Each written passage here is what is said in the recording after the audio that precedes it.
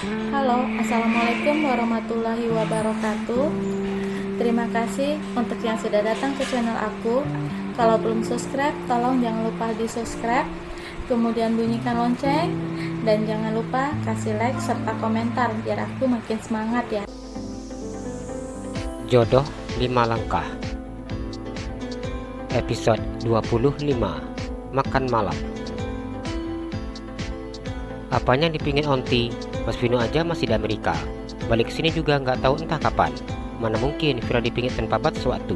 Safira memajukan bibirnya.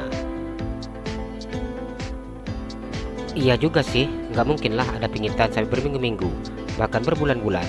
Esa membenarkan apa dikatakan oleh Safira. Kenapa harus seperti itu sih mas? Kasihan Vira, kalau nggak dibolehin kemana-mana. Adi tidak setuju dengan sikap Habibi yang dinilainya begitu sangat keras terhadap keponakannya. Vira ini pengacara, Vira tahu hukum. Ini namanya sudah melanggar HAM. Safira mulai berani ketika Om Ardi dan Onti Aisyahnya sudah memberikan dukungan untuknya. Apa yang Pipi katakan tidak bisa dibantah. Mulai saat ini Vira tidak boleh kemana-mana. Ardi dia memandang Habibi. Aisyah memandang kakaknya dengan 1000 tanya. Tumben datang ke sini nggak ngasih tahu. Rumi mengalihkan pembicaraan. Ica lagi nggak selera makan. Aisyah tersenyum nyengir. Nggak selera makan? Rumi mana adiknya dengan kening berkerut. Kami mau numpang makan di sini. Ardi tersenyum. Kok nggak ngasih tahu? Ucap Arumi. Enggak tahulah, tiba-tiba saja minta makan malamnya di rumah Kak Arum. Makanya langsung datang. Aisyah tersenyum dan mengusap perutnya. Arumi tertawa mendengar penjelasan dari Ardi. Ternyata calon keponakan lagi pengen ya makan di rumah Onti Arumi. Arumi mengusap perut adiknya. Fiza dan Ziko kenapa nggak diajak? Tanya Habibi. Ziko nggak mau ikut, soalnya dia lagi belajar. Katanya kalau datang ke sini nanti pasti ujung-ujungnya nggak jadi belajar. Sibuk ngobrol dengan Al-Ghazali dan juga Zidan. Sedangkan Fiza ada PR, jelas Aisyah. Kebetulan Mas belum makan, kita makan sekarang, ajak Habibi. Boleh Mas, aku di rumah sudah sempat ambil piring. Rencana mau makan, tapi nyatanya Bumil nggak mau nunggu aku siap makan. Dia ngajak ke sini langsung. Ardi tersenyum memandang istrinya. Aisyah hanya senyum-senyum ketika mendengar ucapan suaminya. Apa kamu tidak menawariku besan? Tanya Andro. Hahaha, tentu saja mas, kita makan sama-sama, ucap Habibi. Baiklah, aku juga sudah tidak sabar ingin makan bersama calon menantuku. Andro tersenyum memandang Safira. Pada itu merangkul Safira dan mengusap kepalanya. Calon menantuku, menurutlah, jangan bantah apa yang dikatakan oleh orang tua. Andro tersenyum. Safira hanya menganggukkan kepalanya tanpa berkata apa-apa lagi. Setelah selesai makan malam, Safira langsung ke kamarnya.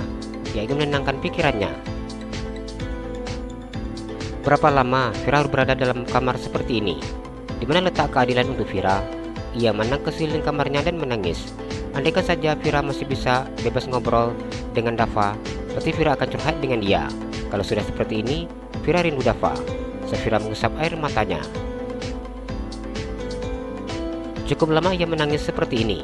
Ketika menyadari bahwa tidak ada yang mau memahaminya, kedua orang tuanya begitu sangat egois. Hal ini yang tidak bisa dipahami oleh Safira. Miminya yang biasanya peduli dengan dirinya dan selalu mendukungnya, kini sudah tidak mau lagi mendukungnya. Safira beranjak dari duduknya. Ia berjalan menuju balkon kamarnya. Bila kondisi seperti ini, Safira akan menenangkan pikirannya dengan memandang kamar milik Vino. Safira seakan tidak percaya ketika melihat lampu di kamar Vino menyala. Jantungnya berdegup dengan sangat hebatnya. Dengan sangat nyata, Safira melihat Vino berdiri di balkon kamarnya sambil melambaikan tangannya. Safira mengusap air matanya dan berlari masuk ke dalam kamarnya untuk mengambil ponsel miliknya yang terletak di atas tempat tidur. Tangannya bergetar ketika mencari kontak ponsel Vino. Safira kembali membalikkan badannya ke arah kamar Vino. Ia diam ketika melihat kondisi kamar Vino yang ternyata lampu kamarnya tidak menyala sama sekali. "Halo, assalamualaikum," jawab Vino yang mengangkat sambungan telepon dari Safira. Safira diam tanpa menjawab. "Halo sayang, apa kamu tidak mendengarkanku?" tanya Vino. Safira hanya diam. Ia berusaha menetralkan detak jantungnya yang tadi sempat terasa ingin lepas dari tempatnya. Safira tidak tahu apakah dirinya harus senang atau sedih ketika menyadari bahwa apa yang dilihatnya hanyalah halusinasi saja. Namun senyuman itu terasa begitu sangat nyata. "Halo sayang, kenapa tidak berbicara?" Vino kembali bertanya. "Halo mas," jawab Safira. "Iya sayang, kamu lagi apa?" tanya Vino. "Lagi di kamar," jawab Safira. "Ada apa? Kenapa sepertinya kondisimu saat ini sangat tidak baik?" Vira kesal sama Mimi Pipi. Safira mengadu. "Apa yang membuat kamu kesal?" tanya Vino. "Vira nggak dibolehkan untuk keluar dari rumah. Gimana kesal coba mas?" "Itu karena mereka menyayangimu. Sayang, kamu itu terlalu lincah, suka kemana-mana. Belum lagi kamu selalu mendapatkan bahaya karena profesi yang kamu jalani. Sebenarnya, aku juga sangat tidak menyukai profesi itu." Vino mengungkapkan perasaannya. Safira menelan air ludahnya ketika mendengar apa yang dikatakan oleh calon suaminya. "Bila nanti kita sudah menikah, aku ingin kamu selalu bersama denganku. Kita bersama-sama mengembangkan bisnis keluarga kita." Ini merupakan salah satu cara Vino agar Safira tidak lagi dekat dengan Dava. Bila Safira masih menjadi pengacara, sudah pasti akan banyak waktu untuk bersama dengan Dava. Setidaknya, mereka akan membahas masalah pekerjaan. Hal inilah yang tidak diinginkan oleh Vino. Dirinya begitu sangat cemburu bila melihat Dava dengan Safira. Apa yang dikatakan Vino sungguh sangat menyejukkan hati Safira. "Mas serius pengen dekat Vira selalu?" tanya Safira. Ada rasa takut bila dirinya selalu bersama dengan suaminya. Safira takut Vino akan bosan dengan hal tersebut. "Tentu saja," jawab Vino yang tersenyum.